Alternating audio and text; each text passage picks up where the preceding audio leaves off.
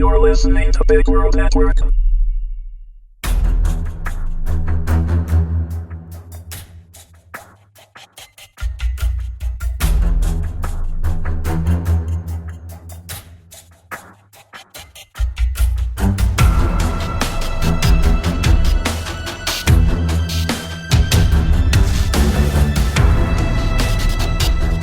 Bloodshot Buck, Episode 7, written by W.H. Wood and Mitch K. Allan. Read by Willow Wood. Neni took the stairs 2 at a time to put some distance between her and Arkadash. Ark, please, I'm fine. She stood on the landing of floor 7, waiting for him to puff up the stairs. How many times are you going to be fine? Arkadash's voice echoed upwards. He rounded the corner a moment later, doing his best not to look winded. One hand clutched the railing. How many times are you going to bug out in front of your student? Neni shuffled along the corridor to her apartment, fiddling with her pockets. She wished she'd been able to sneak out quietly. She'd talk to Ava tomorrow, remind her about the trial. Arkadash was still yapping when she got to her front door. I did a background check on the rest of her team, and I'm telling you. Neni couldn't help a small smile as she ran her ID over the doorpad, because of course he ran a background check. You know, one of them died? The others aren't well either. She could use someone like you, sans the panic attacks. He followed her into the apartment. Neni kneaded her eyes, feeling a cracking headache come on. Sit down, Arkadash said, squeezing into her kitchenette. I'll make you some tea and... I hate blood. Neni stood in the middle of the room, scuffing her boots over the thin carpet. She glanced at Arkadash, motionless against the kitchen counter. Skip the tea, sit down, Arkadash said. Neni fell on the sofa with a thump, giving up a silent prayer that John was still out, teaching afternoon lessons. Even at her level in the Justicates, she still had a roommate. Reflexively, she switched on the vidscreen, not really watching the news bulletin as it mumbled at low volume. Arkadash frowned at the screen as he passed it, but made no comment. He settled into the chair that John usually sat in, directly across from her. You hate blood, he echoed. The blood's making me sick. This old place is making me sick, Neni said. If he wanted the truth, he was damn well getting it. All of it. Justicates are awful. I don't know why I ever wanted to be one. They're just as bad now as they were back then. Arkadash looked at her like a deer in headlights, lips moving soundlessly as he tried to process her outburst. What? Just watching Ava slice herself up, and John turning into blood, and turning myself into blood. God, it's disgusting. I never saw how disgusting it was. Don't you think it is? Do I think? I'm not sure that's what's important here, Arkadash said. He surrendered, Neni said, everything tumbling out of her mouth now. On the mission, you were right. My target surrendered, and I let him go, and Arzama killed him anyway. I kept thinking, what would you do? What would you think? Neni. I wish I'd never come here. Neni put a hand up to her mouth, as though it would stop her tongue moving. Did she really think that? She managed to stop herself from adding, I wish I knew where Fen was. Arkadash's face was quite the picture. If she wasn't so miserable, she would have laughed at his jaw hanging slightly open. Whatever he thought had been her problem, he clearly hadn't expected this. I don't want to stop being a justice, she said. I want to stop being a synth altogether. Well, if you want to sign up for demolition, sure. Let's write your obituary right now. All aboard the lobotomy train. His outburst surprised them both. Neni focused on breathing. Ark rubbed his hand back and forth over his head, letting out a heavy sigh. I'm sorry. I just mean, I prefer NENI-LOHI in a non-vegetable state. Neni let her eyes glaze over and focus on the news bulletin playing out beside his head. If only she could just hand in a notice of resignation, Pass a slip of paper to Hara and say, "I've changed my mind. No more spooky alien DNA for me. Thanks." But it was in her contract. In her blood. Length of service. A lifetime. She'd never stop being a synth. They'd rather make you brain dead than let you go. She couldn't leave. She couldn't stay. "I'm signing up for demolition," she whispered. "Tomorrow." Arkadash nearly lunged across the room at her. He was getting good at this deer-in-the-headlights look. "You're joking," he said. "I was joking." He crouched at her feet and seized her hand, patting it, searching her face for a different meaning. Neni ignored the way her stomach flipped.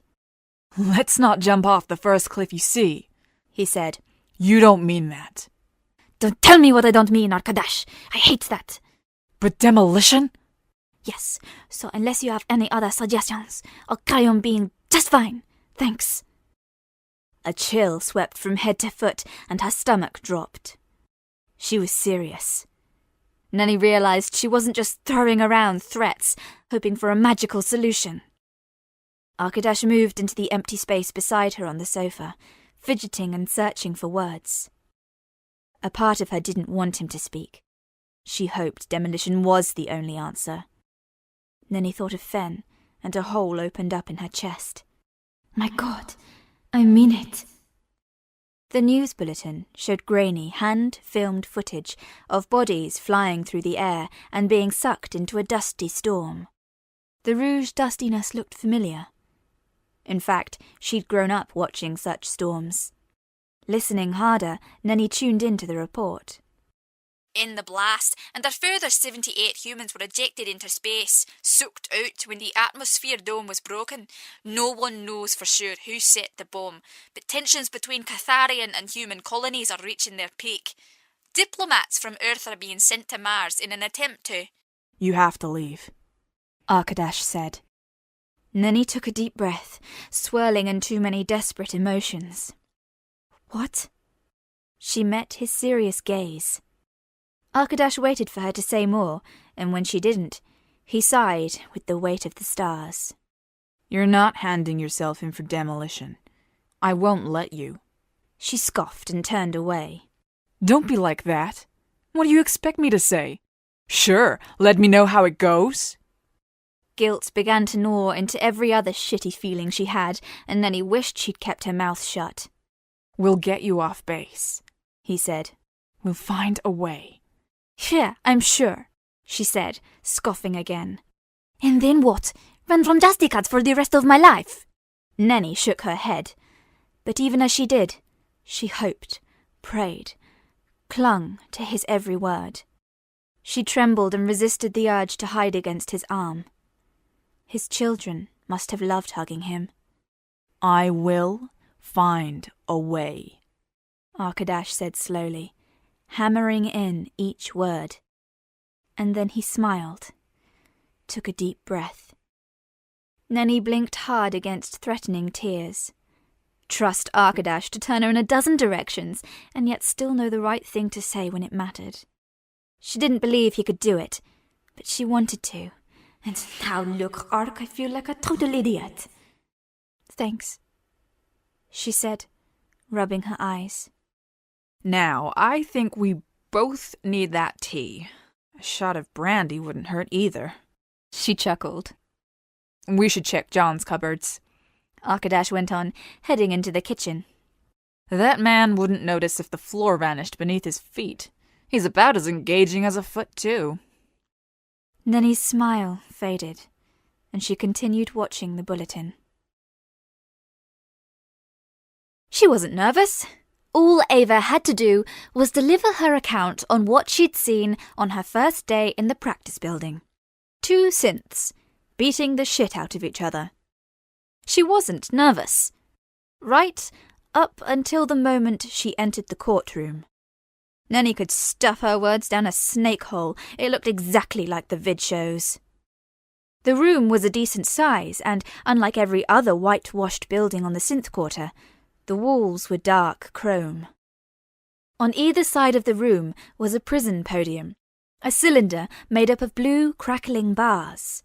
Inside each one was the man and woman on trial. Ava barely recognized them, not dripping in blood. In the center of the room, behind a raised desk, stood the 3 judges. 3 of the highest-ranking members of the Just, including the only High Justice to exist, a Cathar. There weren't many Catharians left in the synth military. The deal was to slowly filter them out and hand over all authority to humans. But the top dog was still an alien. He stared at Ava as she entered, and she avoided his opal eyes at all costs. She saluted in the doorway, waiting for instruction. "Private Buck," said the Just on the left, a human woman. "Take the stand." Ava took her place in the center of the room. Lights glared off the chrome walls, illuminating every corner and the judges' impressive armor. They each had a knife clipped into their breastplate, indicating their rank. The High Justice stood in the center. His knife was gold, with 3 white stars down the flat of the blade. His flanking officers were First Justs, their golden blades showing 2 white stars. "No one important, then?" Ava thought, her knees swaying. "It is known to us that you were witnessing of these 2 synths fight," said the High Justice, his voice deep with his alien amphibian thrum. Ava tried not to blanch at his broken English as he continued.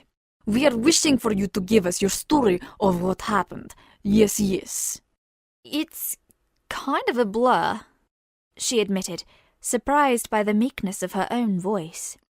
"It was almost a month ago, but—" Every pair of eyes in the room bore into her. In truth, the only image that stuck in her mind was Neni holding up a galaxy of blood droplets. She did her best to recall the scene they had arrived to, and then to describe the ammunition fired. The man had fired bullets, the woman had launched a spear.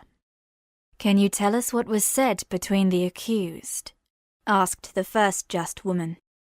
She had grey, lumpy Catharian ridges over her cheekbones and down her neck, no doubt a symptom of being a Justicate. "Oh, Struth, I don't know." "You recall nothing?" "Well, something about bitches." "Bitches? Bitch?" "That woman said bitch to him." Ava nodded to the bloke behind bars on the right, feeling like a child reporting to a schoolteacher. "She said a bad word, miss, and then they hit each other. I'd never do something like that." "Did they comply to Justice Prout's command to cease fire? Or did they need to be forcibly restrained?" Cheekbone Lady asked. "No," said Ava. "They complied." "And did Justice Prout disable them once they had surrendered? Did she ensure they could not move until assistance arrived?" "I don't know. I was sent to my billet after their surrender." The High Justice sighed, as if tired of this already, and spoke before Cheekbone Lady could ask her next question. "Was it looking like Justice Prout would restrain them?" A different heat filled Ava's cheeks. She was no longer embarrassed, but afraid. Afraid for Neni. What was this line of questioning? A fever threatened to break out across her body. His tone was all wrong. The woman had suspicion in her eyes. "Yes," Ava lied, sensing that this was the correct answer. She glanced at the accused synths and saw tears on the man's cheeks. He stared at his counterpart across the room from him, unmoving, silent, and resigned to his fate. For one wretched second, Ava wished she wasn't bound to this place for the rest of her life. She felt glad she had Neni. The Just will always act in the interests of the people. They are not bound by courts or councils or presidents. They hunt down and deal with people who use Cathar blood outside of our military. A military bound to protect Earth, don't you forget. You have no evidence to support this accusation, Chancellor. We may be on the brink of war. I don't have time for this nonsense. Stick that on your record. We're done here. Arkadash rocked on the balls of his feet, trying not to look at Major Xing as his commanding officer hung up on an esteemed dignitary. The old man growled and fretted and threw files around his desk. She can go jog off a data cloud if she thinks I'm passing her complaint onto the High Justice. Ha! Xing spat. He caught Arkadash's eye. Ark couldn't help it. He chewed down on a grin, giving Xing a look. She can boil all she wants, snapped Xing. I'd like to see her try and besmirch me over this one. Besmirch you? Replied Arkadash. And really? The brink of war? Xing just grumbled and shut off the lights in his office. Maybe Neni was right. Perhaps Arkadash was a terrible friend, but watching Xing stomp around like a grumpy stone golem never failed to amuse him. Xing could wield hellfire, and even Arkadash shuddered inside when that happened. But 11 years of friendship had shown that he was mostly an old grouch who lived for his job. Starting to feel like the brink of war, Xing muttered, stepping through the large round door at the back of the room. Arkadash followed him, ducking his head to avoid hitting the doorframe, and took his usual seat in Xing's private cabin. The couch was slightly concave, moulded to Arkadash's backside. His eyes slid over Xing's collection of model helmets on the wall, so familiar to him they might as well have been wallpaper. You love it when Dana gives you a good besmirching, Arkadash cooled. Xing reappeared from behind his bedroom screen, jacket unbuttoned and white t-shirt on display. He pointed at Arkadash as if he were a synth, shooting blood bullets out of his fingertips. He didn't say anything else. He didn't have to, and Arkadash threw his head back and laughed. She's trying to pin this Mars thing on me, Xing said. As if I have any jurisdiction on Mars with her locking it down tight. Your justicates are antagonizing she'd feel antagonized by a stick insect. And if I have to tell her they're not my justicates one more time, I'll... Ugh! He headed for a small cupboard. Do you want a drink? I want a drink. Sounds like you've got a lot on your plate, Arkadash said, feeling a twinge of guilt creep into his voice. Speaking of which, remember that time I pulled your butt out of the fire? Xing was silent for a moment, reaching for a bottle. Arkadash half expected him to turn around jovially and say, "Which time, Ark? I've lost count," laughing it off. But the sudden frosty silence made it clear that Xing remembered just fine. "Arkadash," he said softly, with just a hint of disappointment. "And I thought you were being friendly." "I'm always friendly," Arkadash said, trying to stay cheery. "This is just friendly with a motive." Xing poured clear liquid into 2 tumblers and handed one to Arkadash. "Do I need to sit down for this?" He settled into his favourite chair, but the haggard expression from his argument with Chancellor Dana had come back to haunt his face. "You're calling in your favour. Can't say I don't deserve it. Hit me." Arkadash sipped the fiery drink, but it didn't give him courage. "The more I think about it, the more I realize you're not going to like it." "I'm stunned, Ark." Xing was already pouring himself another glass. How to do it? How to ask everything to turn upside down because one woman said so? "Say I had a friend," Arkadash began cautiously. "And this friend has just started Justica training and—" Xing held up a hand. "We're not keeping secrets." Then his face split into a tired grin. "So, your friend, Miss Supersynth. I don't offer a matchmaking service, you know." Arkadash ignored that last comment. "NENI-LOHI is not well," he said simply. "To be honest, she came to me yesterday to tell me she was thinking about demolition." "Demolition?" Xing sat forward. "Is she depressed? She's always seemed very happy here." Arkadash made a non-committal noise because, looking back on it, he wasn't sure happy was what he'd use. "Hara can be a bully, but Prout is an adult." "I think," Arkadash interrupted loudly. I think it's justicate training in general. Xing blinked for a moment, absorbing that. It's this damned report. Report? Justice Prout filed a report in which she accuses Arzamastovich of ignoring an opponent's surrender.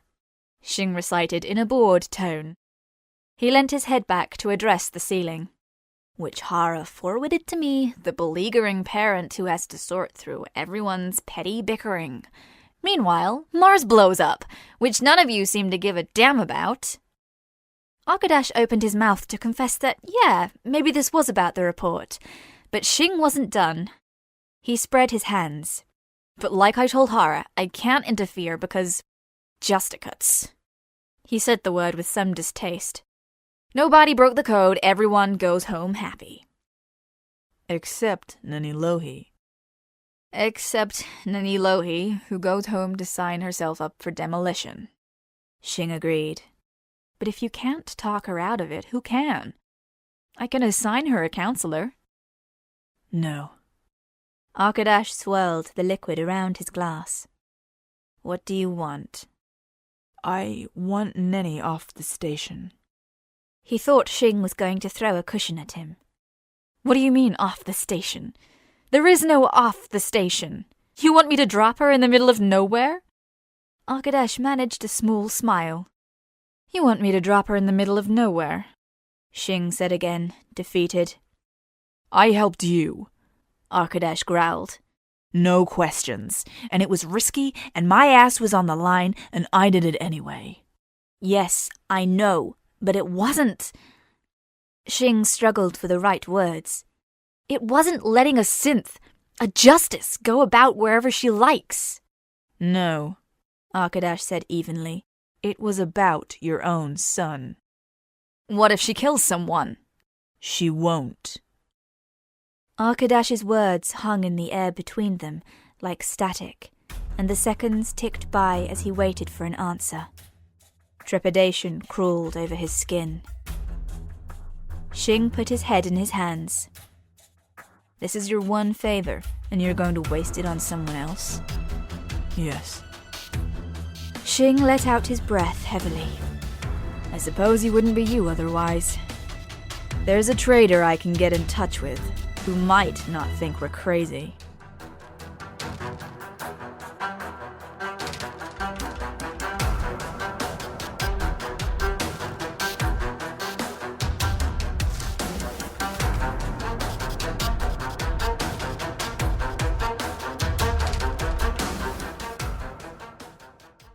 Music by Kevin MacLeod.